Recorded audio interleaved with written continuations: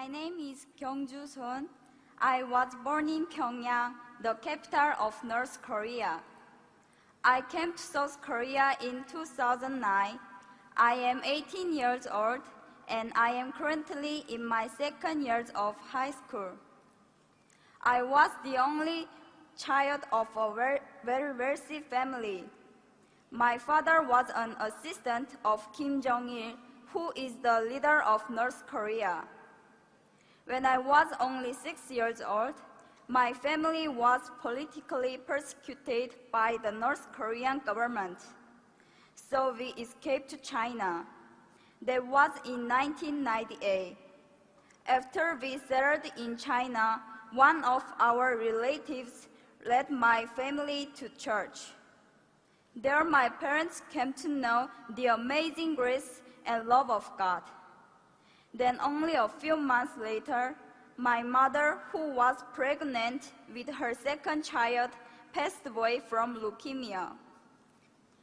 Yet in the midst of this family tragedy, my father started a Bible study with missionaries from South Korea and America. It was his strong desire to become a missionary to North Korea.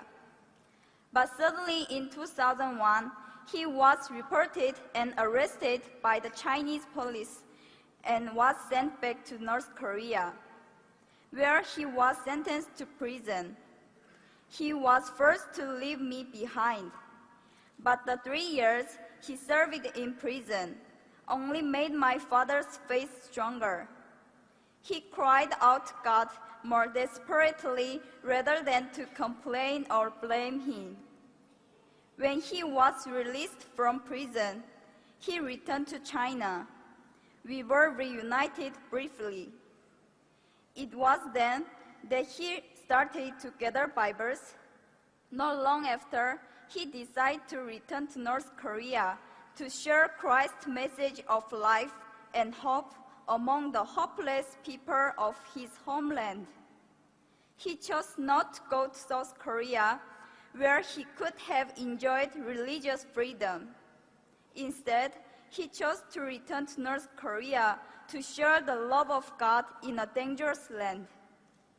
It breaks my heart to tell you that in 2006, his work was discovered by the North Korean government and he was again imprisoned. I have heard no word from my father nor about him ever since.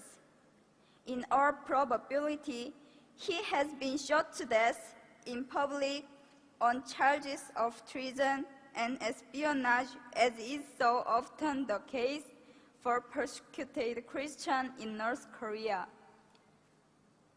When my father was arrested the first time in 2001 and was forced to leave me and return to North Korea, I was not yet a Christian.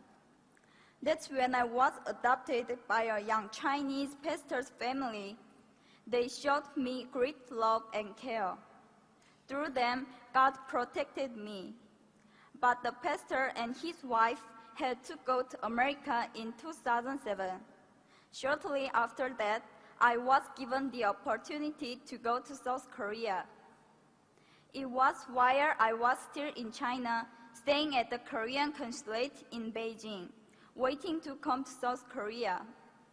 Late one night, I saw Jesus in a dream. He had tears in his eyes. He walked towards me and said, "Kyungju, how much longer are you going to keep me waiting? Walk with me. Yes, you lost your earthly father, but I am your heavenly Father, and whatever has happened to you was because I love you." After I woke up from the dream, I kneeled and prayed to God for the first time. That night, I realized that God, my Father, loves and cares about me so very much that He sent His Son Jesus to die for me.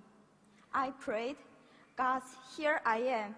I just lay down everything and give you my heart, my soul, my mind, and my strength. Please use me as you will." Now, God has placed deep in my heart a great love for North Korea. just as my father was used there for God's kingdom. I now desire to be obedient to God. I want to bring the love of Jesus to North Korea. I look back over my short life and I see God's hand everywhere. 6 years in North Korea, 11 years in China, and the time of being here in South Korea. Everything I suffered, all the sadness and grief, everything that I experienced and learned, I was to give it all to God and use my life for His kingdom. I hope to honor my Father and to bring glory to my Heavenly Father by serving God with my whole heart. Currently, I am working hard to get into university to study political science and diplomacy. Then, I want to work for the rights of the people of North Korea, whose rights have been taken away. I believe God's heart cries out for the lost people of North Korea. I humbly ask you, my brothers and sisters here in this place, to have the same heart of God. Please pray that the same light of God's grace and mercy that reaches my father and my mother and know me will one day soon dawn upon the people of North Korea. My people, thank you.